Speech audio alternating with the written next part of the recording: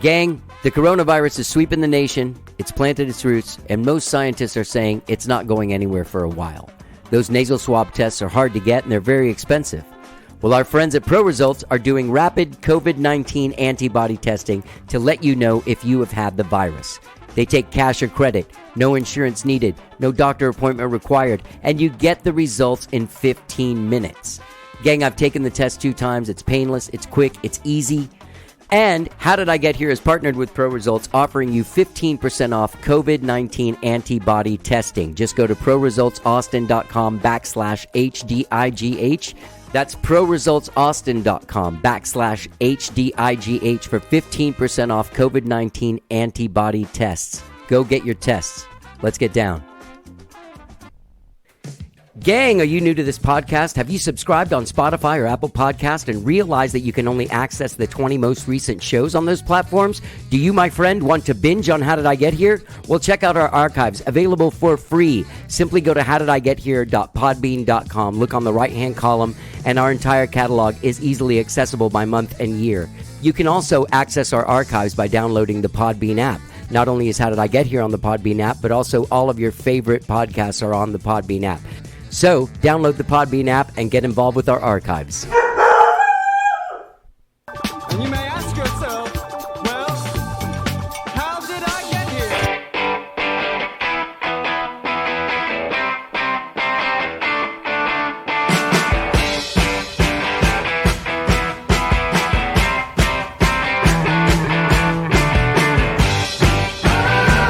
It's time for How Did I Get Here? Now here is your host, All right, hello, I'm Johnny. I'm your host. Welcome to the show. I hope you guys all had a decent weekend. I hope you're healthy. I hope you're sane. What does a good weekend mean anymore? Like, what are people doing during the weekends anymore? You watching some movies? You going for walks? Maybe you're going to a place where you can eat outside. You know, order food outside. Some places are open. You can eat outside. I don't know, man. Weekends are crazy. I had a good weekend myself. It was relatively chill.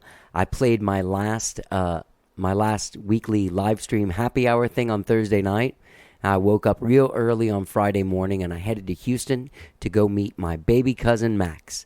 And that was great. Went to my grandma's house, saw my Aunt Christina, my Uncle Chuck, my Aunt Olga, my cousin Emily, her husband Adam, baby Max, my grandma, my cousin Emily. It was great. It sounds like a lot of people, but it was a safe situation, mask situation. People were distanced, but I did meet the baby, and it was great. So then I came home that same day and pretty much just crashed out. I was really tired.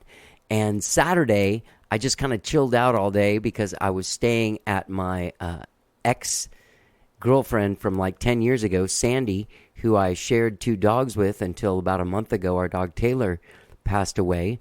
And she has another dog, and she went to her mom's birthday at the beach, and she was like, hey, you want to come over and stay with this crazy greyhound I have? And he is a legitimate crazy greyhound. He came into Sandy's life and also mine because, like, you know, I went over there and took care of Taylor a lot. Almost every day I did something over there. Anyway, so I've gotten to know this guy over the last year and a half. And he was a racer in China. And he was a greyhound, like a racer. And then he was going to be killed. And all of these greyhounds were brought to America. And Sandy acquired him through the Austin Greyhound Rescue, which you can be a part of. It's a great organization. So this guy has some trauma, man, and he kind of keeps to himself. My other dogs were incredibly affectionate, incredibly interested in me, and needed you to be around. Like, they were upset when you left, and they were happy when you got home. This guy, nothing really affects him. Every once in a while you can pet him, but every once in a while you pet him and he snaps at you. He doesn't really go to bite you, but he lets you know, hey, man, hey, don't touch me, man. So he's got some residual trauma. So he's kind of a weird dog to hang out with. So he has his warm times where he comes up and snuggles up with me in bed. And then a little while later, I'll go pet him and he'll snap at me. So I've been staying with this crazy dog, Trace. Today, I'm doing this on Sunday, and I'm going to record a song with my friend Gabriel Rhodes. We have been writing songs under this quarantine and getting together every once in a while and recording them. And this is the second song that we've done. So I have like 3 singles that'll be ready to go pretty soon. And I'm going to start releasing some new music. So look out for that. I'm very excited about it. All right. I hope you guys all have a good week. I hope you're staying safe and healthy. I have a great show for you guys today.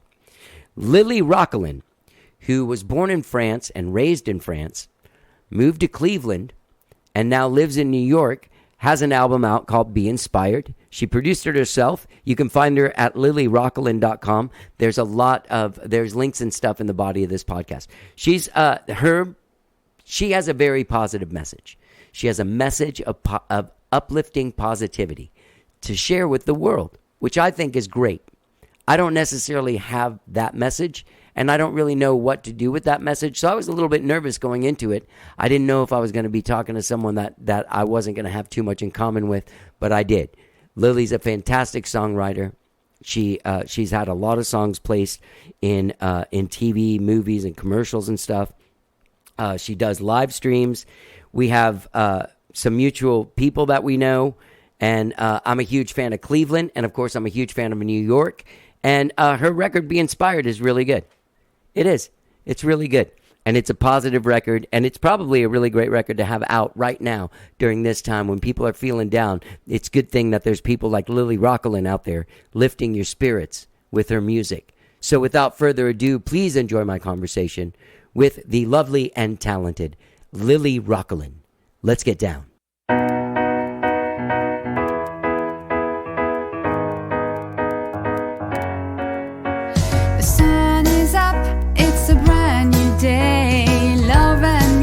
Are in the air, the birds wake up singing for me.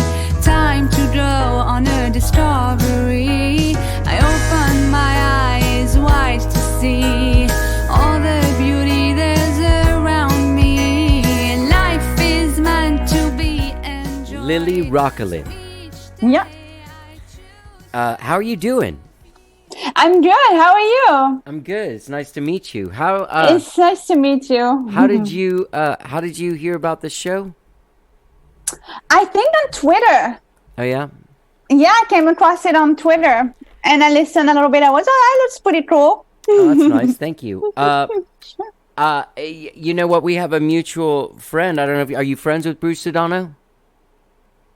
Yeah. Well, I opened for him. Yeah, he's cool. Actually, dude. Yeah. I opened for a show, like an event we had done at the bitter end, and that was pretty awesome. And I got to meet him and take pictures with him, and that was really fun. Yeah. Actually, he was here during South by Southwest. Do you know what that is? Yes, sure. Okay. I didn't know. But yeah, he actually played my piano and everything. It was pretty badass. Oh, awesome. Yeah. So you are in lockdown, man. Yeah, I mean, in New York, we opened, little bit by little bit, and now it's kind of slow down. So yeah. In Texas, we're on fire basically right now.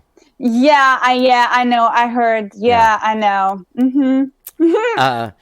So your record, man, Be Inspired. When did that come out? So the original version came out December 2018, and the deluxe edition came out May 5th of this year. Okay, so you dropped that during the pandemic, so that's exciting. Yeah, I dropped a bunch of things during the high, crazy, very stressful pandemic phase. Well, you got to put stuff out and do stuff, right? Have you been able to be creative during this time? Are you writing? Yeah, so I'm actually not too focused on writing right now. I was actually, so first what I did is I released a very silly cover of the Beatles' Can't Buy Me Love. I called it Can't Buy Me Lysol on YouTube. Yeah. That was fun. I was trying to cheer people up. And we had shot a music video, my new music video for my song Feel Good, that's on my album Be Inspired. We had shot it February 28th. And just in time, right, we had the footage. And then the animator and editor got all the footage, and we got to work remotely, of course. And that was released with the deluxe edition of my new album, my latest album, Be Inspired, on May 5th. So I have that new music video that's currently out, and then I also did a couple of things. I released two of my old albums. Yeah. I had my first solo EP. I released a deluxe edition with a piano version of Blues Alone, which I was afraid that might depress people because it's Blues Alone. It's I got the Blues Alone, right? But actually, a lot of my friends, we appreciated that. They said it was a nice companion for their loneliness to have the song to listen to. So that came out end of March. And then, I had the video and the album May. And recently, a few weeks ago, I released, for the 10th anniversary of another album of mine, I got it remastered. And with we did a new album cover. And that was really interesting. So I spent a lot of time on it because I remastered it myself. And you did the mastering? Yeah, I did. I remastered that album myself. So I do a little bit of audio engineering, and there wasn't too much that needed to be done on it. Mostly a little bit of EQs here and there. So that album is called "Will You Hate the Rest of the World or Will You Renew Your Life?" And it was released first in 2010. So this year, the 10th anniversary. And I really liked how the remaster came out. My favorite song on it was Is Never Go. And I always thought it was a little bit dull. And it came out really bright and eerie. And so that came out a few weeks ago. And I have another on my records, Beautiful Sun, that's gonna come out as another deluxe edition within a few weeks, and the new cover. So, and all that's going to streaming. That's good. So you got people coming in and doing the thing. Where do you live in New York? I live in Queens. I live in Astoria. Queens, baby, Astoria. That's a good place. Yeah. Mm-hmm. When you play gigs there, where you playing? Like, where do you play? Do you play Rockwood or anything? Yeah, so I played Rockwood a while ago, and I usually play the bitter end, or I'm also a part of events of a friend of mine. He does a bunch of events across the city. His shows are called the Set NYC, and he does these little showcases, and I do a lot of that. And and I mean, a lot of venues have changed, so I play wherever they'll have me. Yeah. But the bitter end is my favorite. You're doing some live streams from home and stuff? Yeah. And I'm going to be doing even more of that. And I set up a whole system so that it'll stream on a bunch of different platforms at once. And I didn't know that was possible to do that. And because I had looked into this years ago, and it was not very good quality. And now technologies have improved so much. So I'm really excited about, to do this so that I can reach all my fans on all the different platforms. And so, yeah. That's exciting. And the other thing is, with Be Inspired, you produced that record yourself, right? Yes. Be Inspired was a huge project. I worked on it for 2 years with the writing and the production and the direction. Actually, all my records I produced myself. This one, the difference with that one is that I had a lot more musicians involved. We were about 12 people on it. And so I had to direct a lot more people. So that was different, but it was awesome, when you have great session musicians to, and they understand, they get the sound, and then they understand what you want to do. And it came out pretty awesome. And the mixing was done by Brian Schubel, and he's really awesome. Yeah. So let's figure your story out here. So you're from Côte d'Azur. Yes, I am from Côte d'Azur, indeed. And that is the beautiful area that is the French Riviera. Yes, it's the French Riviera. It's basically everything from Monaco to about Marseille. So why would you, this is the question I want to ask someone like you, why would you leave a place like that first? Nothing against Astoria, Queens. I know. Yeah. Why would you?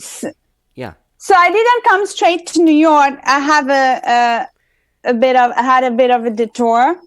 So I wanted to come to America or maybe London as the second choice for the music culture. In France, I didn't feel, in my teens when I really started to do a lot of music, I didn't feel that I could explore my songwriting, and they were mostly I felt they were asking for covers and singing in French, and I wanted to write music and sing in English. So, so I was like, okay. And I had this fascination for the United States. I had this like attraction to it, and I don't know. It's just how it is. It was my calling. And so my mother has relatives in Ohio and Cincinnati. So I had gone there once for vacation. And then, I had some friends. I had stayed in touch with some friends around Cleveland, or around that area. And then they said, oh, hey, you want to come? Just come stay with us and check it out. And so that's what I did. But how old were you? I was about 20. Okay. And so I moved by myself, and I stayed with a friend, and she was just really awesome. And that's how I checked it out. And I had a band right away, and that was my band Fizzy Lighter. And I learned a lot about songwriting with them. Yeah, it's a very silly name, right? I know. That's a great name. That's a great name. It was funny. It was this little like pop rock band, and so I learned a lot about songwriting with them. And then I learned that it got a lot more serious and professional with the band I was with after that, still around Cleveland. But wait, let's go back to France. Can we for just a minute? Sure. What was that band name? Fizzy what? Oh, Fizzy Lighter. Fizzy Lager. That's a great that name. That was man. in Ohio. Yeah. That's a good name. I don't think that's bad. Was it like a pop music? Like pop rock? It was like, I don't know if you remember this band. We were doing originals and covers. It was a bit like a Sixpence None the Richer. Yeah. It was that like fun kind of like, clear electric guitar sound and stuff. They're a band from down the road from me. Oh, yeah? Yeah. Oh, really? Yeah. All right, so let's go back to France. So you're what? Like how many brothers and sisters do you have? What kind of parents do you have? Oh, I have a sister, and I have one sister. And my older? father's a musician. She's older, yeah. And my father's a musician. What kind? So, he plays everything, but mostly like covers, wedding bands, and festivals. And he was doing a lot of gigs on the weekends and things until like the mid 80s or something like that. And then he just stopped. And so he was gigging every weekend. And I remember going with my mom and going to his festivals where, he was performing at with his, it was more like a big band type of thing. And I remember him, practicing and stuff. So yeah, I definitely got some inspiration there. Definitely the jeans and the ears from my dad. Yeah. What'd your mom do? What was her story? Oh, my mom is a beauty artist, and she loves music, and she really admires my father, but she can't sing. And Let me ask a you, musician. what is a beauty artist? Oh, so my mother is... she would do everything that's beauty, like nails, makeup, and hair for awesome. weddings and, all that sort of thing. Yeah. Yeah. I like that name, a beauty artist. I think I'm going to start telling people that's what I do. Yeah. I think, hair, I don't know, you have hairstylist or, people say, makeup artist. Or they say, like, I cut hair. I'm like, no, you're more of an artist, if you're actually doing something creative with it. Yeah. Yeah. So your dad's playing in a band. You're like, what did he do after the band? After the music, what did he do? Oh, he always had two careers at once. He's an architect engineer, and so he was doing the music on the weekends. It was a lot of work. And so he just ended up, doing music more at home. He just stopped gigging. And and he helped me with my first band, producing my very first band when I was like 14. and we did like a demo, and Well- he helped us with that. What was that band? Oh, that was very, very silly. That was like Ace of Base. That was very, very cute though. And so yeah, he recorded us, and we did a demo Yeah. with him. That's awesome. It was I mean, were fun. you like playing gigs? Like, what were you doing? Would you just have a band, Oh, or what the hell? You were with that 14? Yeah, with that little band. Oh, we did like, in school, and then in high school we had like events where we played at the big high school Sure. stage, and that was a big stage. My high school is one of the biggest in France, and so yeah, and then we sang in like the big area. I mean, we were writing our own songs though. We were like 15, and we were writing our own songs already, and in English, even though it was not great, but it was, you have to start somewhere. Yeah. So you were just playing through that whole time. Did you go to college, or try to go to college, or pretend to go to college? Yeah, or something? I have a science degree. It was just like a 3-year, a little bit like an associate type of thing. And then after that, so with that little band, What? we kind of stopped when we all like went to college. We Sure. kind of stopped, and then when I came back to my hometown, because I went to college near Nice, then I joined cover bands. I mean, I'm sure there's a lot of work there, right? If it's a beach town, then there's lots of stuff. I mean, there's work, right? For musicians? Yeah. Oh, In the cover no. bands. Oh yeah, in the cover bands, right? Yeah. Well, I mean, you Yeah. get you there's a certain amount of work you have to put in, being on stage and like Oh yeah, being sure. in charge of an audience and stuff like that. Yeah, And even in a cover band, exactly. it's a little, it's that gives you the same chops, Yeah. It depends. I always feel that like I want to be the bigger fish in the bigger tank, than the big Yeah. fish in the small. Sure, You man. know what I mean? So that was always that. And when I joined I joined a couple cover bands after college, one and then another one. And we did some shows, and there we played for like a university gig. We played some really cool shows. There, I got to learn more stage presence and musicianship, and things like that. But I was, yeah, I knew I wanted to go. I knew I was going to go abroad, and I think that's what was in my head. I knew I wasn't going to stay in France and just settle for, that, as I felt I could grow and expand. Right.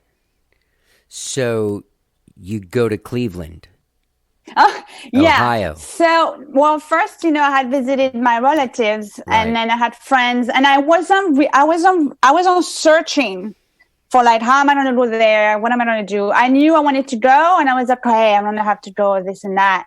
And then I had these friends, and I was just chatting one day, and it was like, oh, why don't you come and stay with us and check it out? And, and so I did. That's awesome. So so then you started Fizzy Lager, and where were you guys? Did you Yeah. ever play the Grog Shop? I played there a bunch of times. I like that place. Yeah, I did. Yeah. The garage shop's pretty awesome. Yeah. Yeah. Is it still open? I think it is on Coventry Street. Yeah, I think it's still open. The past few times I went back to Cleveland to perform, I didn't play there. I played in like a piano lounge. Okay. But I think it's still open, yeah. Yeah. Okay, so you're cutting your teeth and you're writing songs, and you guys, did you make a record with Fuzzy Lager or Yeah. Fizzy Lager? Sorry. Yes, Troy, the drummer, who I'm still good friends with, he had a pretty nice studio in the basement, like any spacious suburban house, not like New York City. And and so yeah, he produced pretty much everything, and then he had a fun. It sounded pretty good for a self-produced and released record by like indie band, local band. It sounded really nice and clear. Right. Yeah. That's cool. So so how long were you in Cleveland then? For For about 4 years, like a little bit less than 4 years. Yeah. Are you working like jobs and shit then?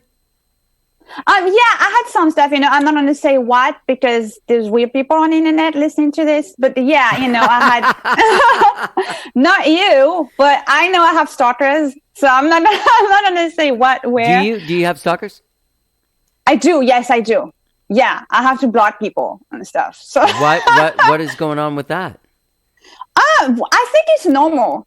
They see a singer, girl, and they want my attention and they steal my videos and, What do you mean they steal your videos?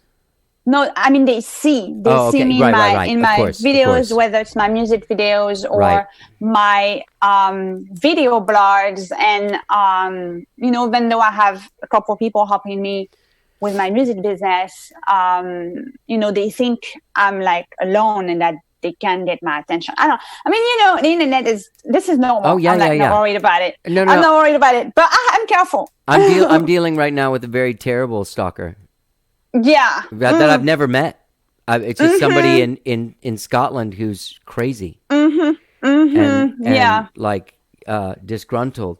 But that's pretty strange. So the thing is like I went through your Instagram and your stuff. It's not like you're overly sexualized or anything. You know what I mean? I mean, you're cute, but you're not like come on, Big Daddy. Like you're not giving that vibe or like a shirtless thing or you know what I mean? Like a lot of people use to get attention. Yeah. Oh, I think the same thing for you. It's not like you like posing sexy on your Instagram and look at you still have a stalker. It just happens, and I think everybody should be very careful, and especially woman. I had without getting into details, I had an actual New York City stalker that would come to my dates, and that was not fun.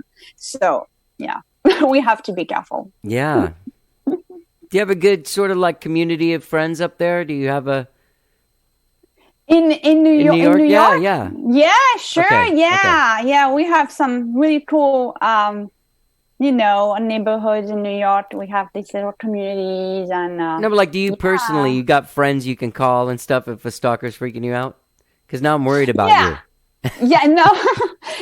No, there's no problem with that. Yeah, for sure. All right, so you did your whole thing in Cleveland.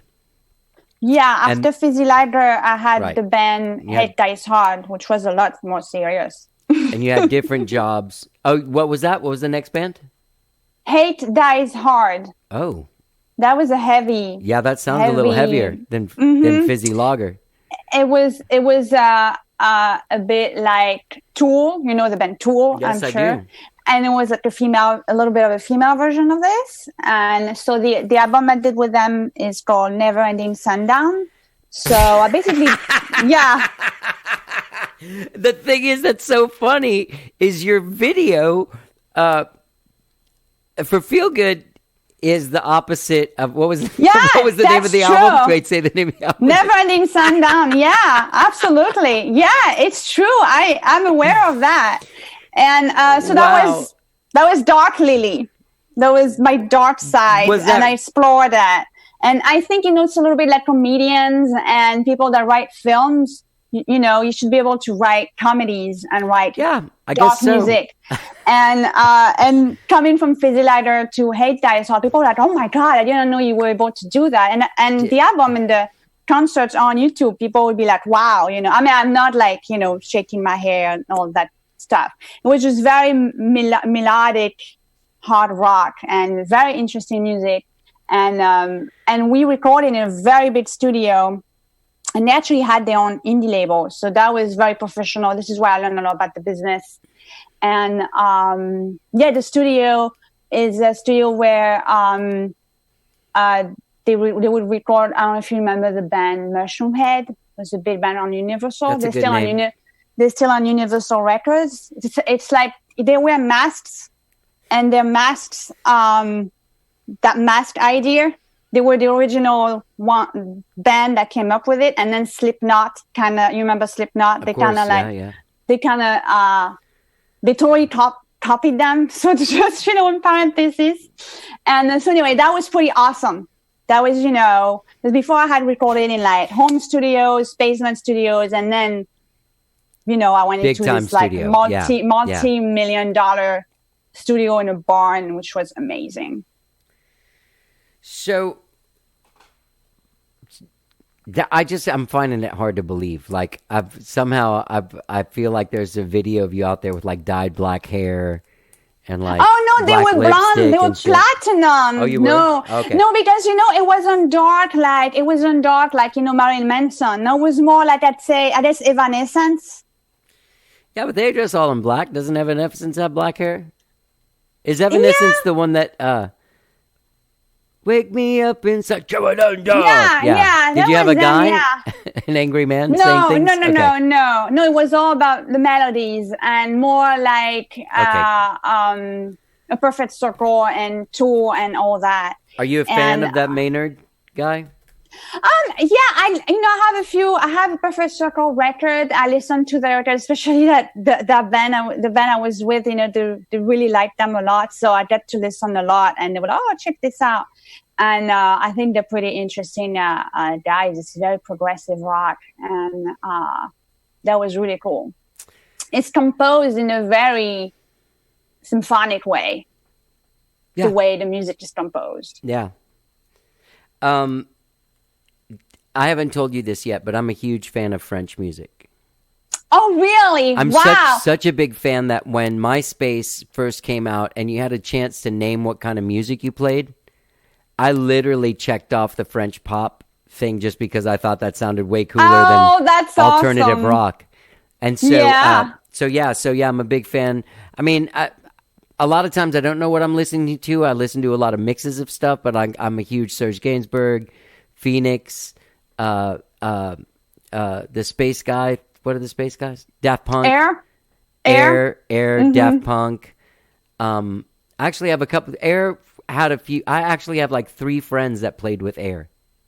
Oh, nice. Yeah. Mm-hmm. Anyway, great bands, of course. I don't know if I said Serge Gainsbourg and Edith Piaf and the great singers there. Anyway, so I love French music. So it makes awesome. It's the whole time that like since you and I connected and I first heard your stuff, I was like, why would this lady leave the promised land of cool music to come to like America? And then I was reading that you went to Cleveland. I was like, is she insane? But no, you just wanted to rock, man. You wanted to get out and be in America. Exactly. Yeah. And Cleveland has great rock music, by the way. Cleveland is the what they say. It's the birthplace of rock and roll. They have that guitar sound there that I haven't heard anywhere else.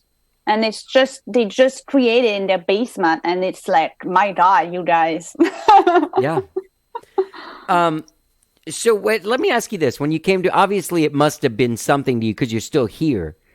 But what like when you come to America from like France, and you're 20, and I know you'd been here to visit, but like all of a sudden you're just here, you live here. What do you think of America as a person that? Well, I think that's very subjective to where you end up going, and I'm not going to talk about politics, but I'm still going to say that I was with very open-minded people. Right. I was not in that part of Ohio that's very, very restricted minded and all that. I was, it's very half and half there. I'm sure you know. And they were very interesting, like journalists, would hang out with like journalists or a science journal editor and that sort of thing. So I felt very welcome, and they knew about France because, I had some interaction with just a few times. Other people, they were like, they thought that Paris is the name of the country. I mean, so anyhow, but I didn't have to deal with that. So I had a very open-minded, welcoming, to the country. And I felt very, very, encouraged. And I thought, this was not something that I had experienced, at least in my area in France where I had grown up.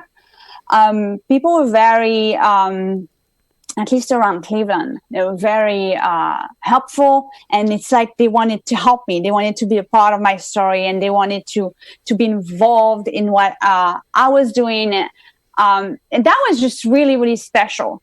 whether it's like taking me to band practice or I don't know, help me to get my first car there, find an apartment, they just go with me and, they check on me, and that was really amazing. So that's what I thought that was really special about, America. From that experience, I was, wow, people are just so nice and warm and everything. I feel like that's also like community, like in the music community, in the arts community, we're all very sort of like help you out kind of people. Yeah. I don't know. I'm sure in France there are some areas all like that, if they, but it's, I find they're a lot more like restricted. They're a lot more judgmental. Okay, like I get the that. French people. And here it's always like positive a lot of the time. I have this really good friend, Pierre, and his wife Justine. They own this restaurant here, this French restaurant called Justine's, and he plays vinyl records like throughout the night, and that's like his thing. And like the record player broke one night when I was there, and I was sitting at the bar, and he came out, and he was all like out of sorts, and I was like, "Hey man, Pierre, what's going on, baby?" And he's like, "This is a piece of shit, right? I have this record player, and this record player I don't even know I fucking open, man. This is a piece of shit." Anyway, I love that. They don't fuck around either. I think I played him a song before that wasn't good, and he was like, "This is crap, Johnny. You can do much. You have much better songs." But yeah, I understand that. Let me ask you this. When you were saying that without getting into politics, and you don't have to get into it, but I mean, is what you walked into in America just, and I don't mean either side, I just mean the whole like political conversation, to me has become painfully toxic, where it's very scary to bring it up. There's no exchange of ideas. There's immediately... Oh, it's got worse. It got worse, yeah. It's gotten worse since you came here. Oh, yeah. Oh, my gosh, yeah. The thing that was interesting is that when I arrived, I think it was President Bush that was there. Okay. And so you've been here a while. Look, I didn't even have... Yeah, I've been here for about 15 years. So is that right? Yeah. So I didn't even have like a green card, so I couldn't vote, and I was absolutely not involved. First of all, in France, I was not involved in politics. Like I'm an artist. I want to make music for everybody, whatever the political views are. And what I remember is that when I went back to France for like the second time. I had a Parisian friend that completely attacked me about President Bush, as I had not even talked about him. And I was like, I don't even know. Like, I was like, I don't like him for, certain reasons. Right. But I was like, I didn't vote for him. I can't vote. Why are you so angry at me? And I was like, so that was just, that's what I would say. It got worse. People really split. Yeah. And it's tough to sort of like even express any kind of opinion about anything without really anyone. Like, it's not just one side or the other that's bad. It's both sides are very angry. Mm-hmm. Yeah. Very angry. But I think the thing is that it's the reason for that, and the culprit in that is politics in general. They're really, really poor quality. Yeah. There's like two parties. Like, yeah. I'm like, really? There isn't a third guy that can come up with something that's going to try to help everybody? Yeah. I was looking at your Twitter or something. You were like, oh yeah, Hamilton. Did you watch it? So I didn't watch the whole thing because for me, something that I did not expect, it was hard for me to catch all the lyrics. Yes. And I'm actually glad now that I saw the movie because I wanted to go see it on Broadway. Obviously, it was like next door. And I was always like, I gotta get tickets because everybody was saying, and I had seen videos. Wow, it looks so awesome. And I'm glad I didn't go because for me, the English is not my native language. And even though, I'm very fluent, I had a hard time like catching all Dude, the lyrics. And I had a hard time. and it's very important stuff they say, and there's a lot of words. And so I put the caption on, which I wouldn't have been able to do on Broadway. So I went halfway. It's 3 hours, right? So I went halfway. I was, I need to break it down, and there's a lot to like take in and get. And so I paused it. Like I subscribed to Disney just to like be able to like stream it. So I need to catch up and see the rest of the other half. I think it's pretty amazing, though. What I was going to say is that I was reminded. I always forget how much France had to do with the sort of like initial building of our thing. Like all the guys were Hamilton, Ben Franklin. I think Thomas Jefferson even went there. They go there and like, hey, what are we going to do? Help us out. Because you guys, interesting. Yeah, you guys held sort of this. You guys kind of had a good democracy going on, or were looking at democracy. Yeah, you guys philosophers. You guys cut the heads of all the people that were, that wanted to have slaves. Right. Basically, that's what it is. That's what happened in France. We had what I feel that we had a true revolution. It was a revolution of the people that were living there for decades and centuries. And it was a revolution from the poor, from the slaves, that they just all together they said enough, and they cut the heads of all of them. Yeah. And then and then that was it. And here wasn't as drastic, and not obviously the African American population was not invited to this, and so it wasn't a revolution like that where everybody was together, and of course now you can see the consequences of that. That's just my opinion. Anybody listening, I'm not a historian. I'm terrible in history, so that's all. That's another thing, is you can't say anything without apologizing, because you're like, oh, I'm sorry. You know what I mean? Such a weird thing. Anyway, well, back to like normal life. So what took you to New York? Oh yeah, so New York. So so after I did the album with a really good hard rock band, and we released it with some radio, we did some gigs and stuff. Then it kind of calmed down a little bit, and I had grown, and I was just ready to be a solo artist. And I started to take piano lessons, which I knew a little bit of keyboard, and my father had taught me when I was a kid. And I had self-taught, and I took piano lessons in Akron, which I'm sure you know Akron from the Black Keys. Yep. And and then I felt when for me it's like when I feel I have a calling coming, I started getting depressed. And so I started getting depressed. I was like, there's something's going on. And then I was like, okay, I need to move to a bigger city, and I need to go. And I had the calling for New York City a bit the same way. I had the calling to come to the US, and it was very powerful. And I had come to NYC in 2004 on a vacation with a friend. It was road trip, was fun. And so I had it in my head already. I was, oh my God, this is, very different than Cleveland. And so I moved in 2007. So after that, I don't remember exactly, 2008. And and so New York City has been awesome for music, for solo artists, singer-songwriters. It's really awesome. Yeah. You don't get lonely, man? Like being like not lonely like in life lonely, but just like career lonely? Oh, as a solo artist? Yeah.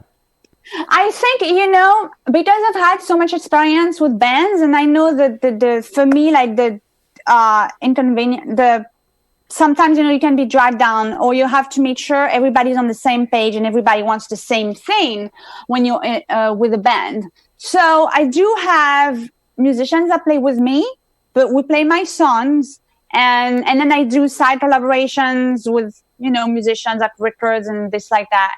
And I haven't felt like, if any time that I thought, oh, maybe I should join another original band and just be a part of a band, then, I think about how it was, and I'm like, oh my God, no. No, I'd rather, because I have so much to express and create, and direct my own vision and the way I want things to be produced, and where I might have been disappointed in some of collaborations I would have done either with the bands or other artists. And so, yeah, I just want to do it my way because I have a way to do it.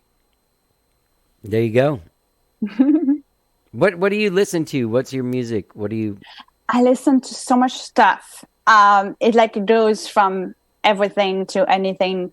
So I like a lot, like my favorite band ever is a band from Wales. It's Stereophonics. I love Stereophonics. Yeah, they're great. And I know them since, when I was in France, since like the 90s. Mm-hmm. And so I'm like a long time, fan of the band. I really love the music. And I'm even really critical over like all of that record. I don't know. And, Right. So yeah, it's my favorite band. And I listen to, I like Florence and the Machine. Mm-hmm.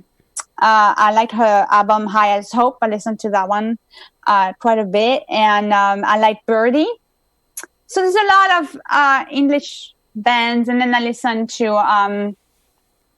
I like Ingrid Michaelson. And I like a lot Sheryl Crow. Love Sheryl Crow. Mm-hmm. Since I was a kid. She has made so much music. Yeah. And she's a producer too, and she's so interesting and inspiring. As a songwriter, I love listening to her talking about songwriting. She's just so inspiring. And what else am I listening? I listen to a lot of curtain music. Curtain music. It's music that you might hear when you go to yoga class. So okay.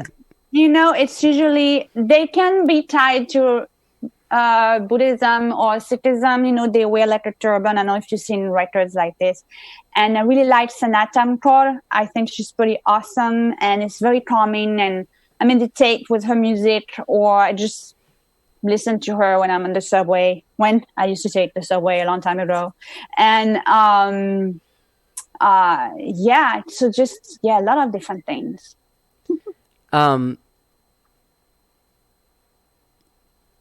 I'm sorry, I was just about to ask you something and I lost my train of thought. Can you believe that? It's all right. It's summer. Well, you know what at first when the first thing I saw was the video for Feel Good. Yeah. And I was like, my first reaction was like, what? I loved the music and I liked the melody, but then I was like, what is she so happy about? And then I was wondering is like, do you do that to keep yourself up because maybe you get more down, or are you really that happy? This is so interesting. Feel Good is... So you say it in there that you make a choice.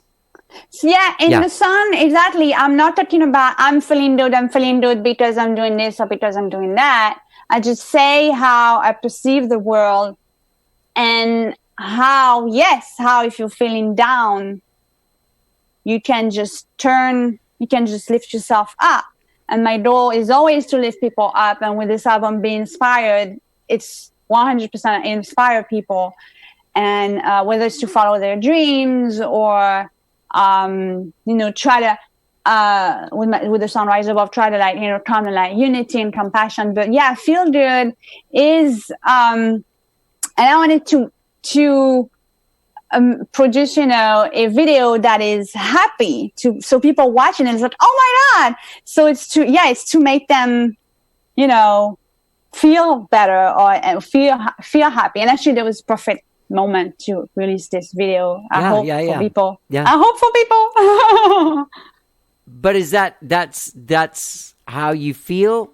What about you? You said you did that to make other people feel good, which I totally understand. But what I'm trying to get at is you. What's going on with Lily? I guess that's how I feel, like not every day, right? Because we all have ups and downs. But like in the spring, in the morning, oh my God, it's like even in the summer, it's totally this. Like I get completely, high from like listening to like the little birds, and I get, I do a lot of meditation, so I connect to like nature. We have a lot of trees in Astoria. If I go to the park and anything green, and it just really it grounds me. Like I feel really grounded, and I think this is where happiness is, and where you can feel really a lot of joy. Like if you're really connected to whether it's nature or a higher force, and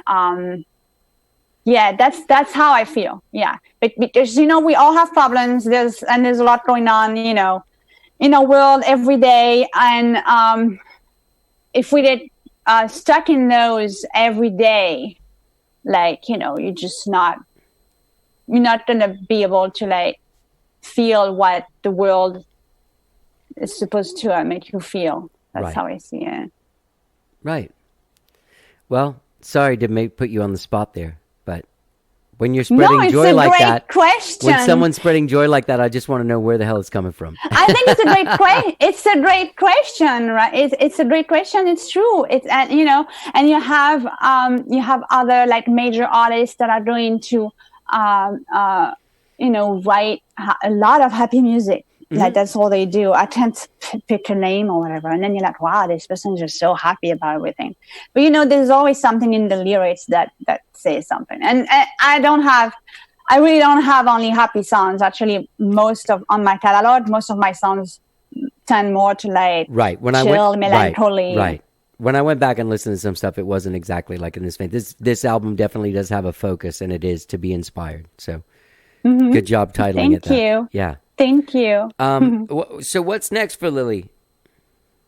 Yeah. So like I said earlier, I have ready the deluxe edition of one of my older albums. It's called Beautiful Sun, and it's going to have a bonus track and a new cover art. And I'm going to have more live streams. And so this will be posted on my social media or on my website. So people should follow me. It's LiLi Roquelin, LiLiRoquelin. Yeah, .com. It's on there. There's a lot of links to stuff you can get around, find out what's going on. So, what about quarantine, man? What are you doing to pass the time outside of working and working on my music, music. So it's been hard. I've had ups and downs. I know we all do. I do a lot of video chats with friends to try to connect. If we can't all connect all the time, now we can sort of meet outside and do a little walk, but not going to go to a party of 45 people. No. So, we try to do that. And I do meditation. I take walks, and I pick a certain times of the day when I don't have to deal with people, because our streets are very busy, and people are like not necessarily respecting the social distancing. So, and I read. I do a lot of journaling, and I'll probably start writing some new songs and things like this. And I play my piano, play my ukulele. I think when we have music, this is a constant, this is something that never goes away. And I feel really grateful, that I have this with me. I've always had it. When I moved to the US, it was really hard. It wasn't like quarantine, but I was kind of, You were quarantined, yeah. You don't have your people I was yet, in between. I was in between things, and I had a guitar, and so I found a lot of that experience. That experience helped me during this. I know other people it was a lot harder. So, and there's always Netflix and watching some fun movies, some fun shows, and gotta finish YouTube. Hamilton. Yes, I have to finish Hamilton, and there's a lot of cool stuff going on. All right, well, man, it's been really good. Do you feel like we got some places with our conversation, right? Yeah, you're so interesting. I listened to your show. I listened to a bunch of like episodes, and it was just really interesting. I was, he's different. That's going to be a lot of fun. Oh, well, good. Did you have fun? Yes, I did. Good. I enjoyed the really interesting, introspective questions that nobody ever asks. Yeah. Well, thank you. It's because I don't know what I'm Thank doing. you. LiLi Roquelin, right? Yeah. Roquelin. Perfect. Yeah, Perfect. I said it right. From Astoria, Queens, New York, originally from the French Riviera. It's been really nice talking to you. People can find you at liliroquelin.com. They can find your music on all the streaming sites. Were you going to say something? Oh, no, I was going to say thank you so much for having me, and it was a lot of fun. Thank you for reaching out. Also, hey, great job with the cover of Come As You Are. Oh, thank you. Yeah, this is very special. Yeah. People should go listen. Yeah, go listen. Go check it out. Her records, Be Inspired, is out there. Also, all of her other ones are there. Look for live streams. You can go to liliroquelin.com and find all of her socials. Thank you so much, Lily. Thank you.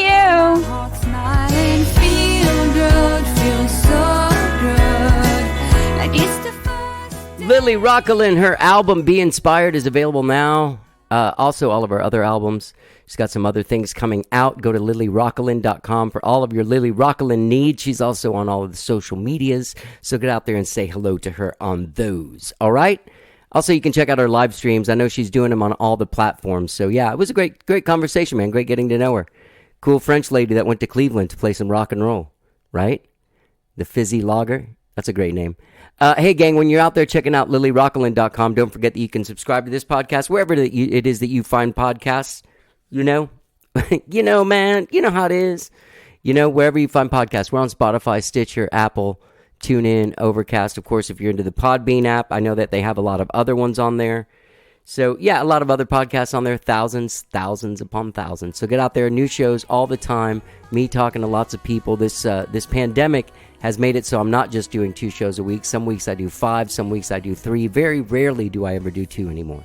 So, yeah, here's some more music from LiLi Roquelin. Feel Good, her jam, out now with the video where she talks to birds. Have a good day, whatever it is you're doing. Let's get down. So come with me and we can all